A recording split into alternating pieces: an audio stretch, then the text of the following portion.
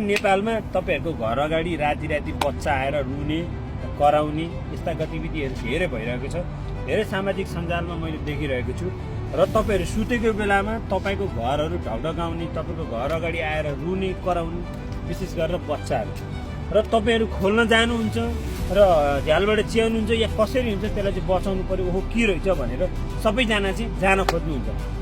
होशियार सावधान रहनु होला। यो अहिले ट्रेन्ड चलिरहेको छ विशेष गरेर भारतको सिमाना रहेको बोर्डर वरिपरिको छेउहरूमा जस्तै बिहारमा युपीबाट भारतीय साइडहरूबाट चाहिँ विभिन्न बाहनामा चाहिँ तिनीहरूले चाहिँ आफ्नो बालबच्चाहरूलाई अथवा गाउँका बच्चाहरूलाई अगाडि राखेर रुवा जस्तो गर्ने एक्टिङ बनाएर विशेष गरेर गाउँतिर एरियामा बोर्डर साइडका एरियाहरूमा लुटपाट गर्ने काम भइरहेको छ। उनीहरूलाई अगाडि राखेर त्यसपछि तपाईँ खोल्नुहुन्छ ढोका र खोल्न गइसकेपछि तपाईँहरूले त्यो बच्चाले के भयो भन्दै जाँदा उनीहरूबाट एउटा समूह हुन्छ, ती लुटेराहरूको समूह साइडमा बसेका हुन्छन् या उनीहरूले लगाएका हुन्छन्।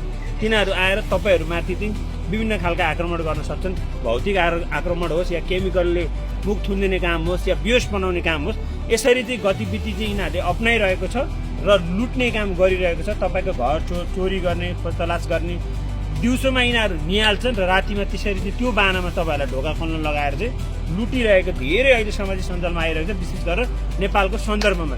त्यसैले तपाईँले कुनै पनि रातिमा चाहिँ यसरी बालबच्चा रोयो भने यिनीहरूको अहिले नयाँ टेक्निक छ, रोयो भनेर ढोका खोल्ने काम नगर्नु होला र त्यो बालबच्चालाई चाहिँ हेल्प गर्ने काम अहिले चाहिँ नगर्नु होला।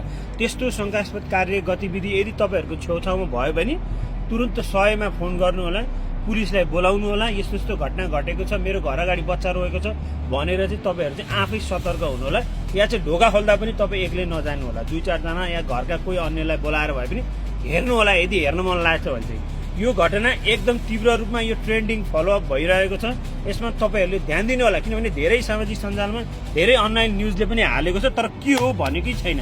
यसै त्यो बच्चा रोगको आधारमा बच्चा आयो, भूत आयो, पिचास आयो भनेको छ, गलत कुरा फैलाइरहेको छ। ध्यान दिनु होला र यो भिडियो तपाईँहरूको विशेष गरेर गाउँ वर्गीय क्षेत्रमा भएका दिदीबहिनीहरूलाई सेयर गर्न सक्नुहुन्छ यदि चाहना भयो भने, र सतर्क रहनु होला। फेरि पनि धन्यवाद।